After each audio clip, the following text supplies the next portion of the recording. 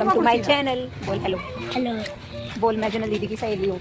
मैं जनल दीदी की सहेली हूँ। हाँ, हम दोनों साथ में भजन करते हैं गाइस। इसने मेरे साथ खड़ी बैठी जोड़ रखी है गाइस, और ना ये चुपके से आके मारती है ऐसे दीदी खड़ी मोटी। अभी हम कहाँ जा रहे हैं? पिल्लों को रोटी देने। हाँ, कैसे हैं पिल्ले?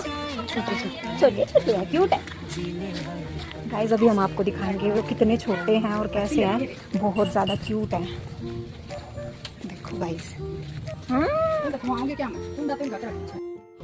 हेलो।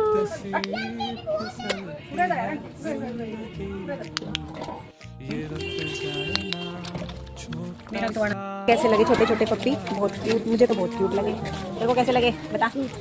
हैं क्यूट लगे? कमेंट करके बताना गाइस आपको कैसे लगे।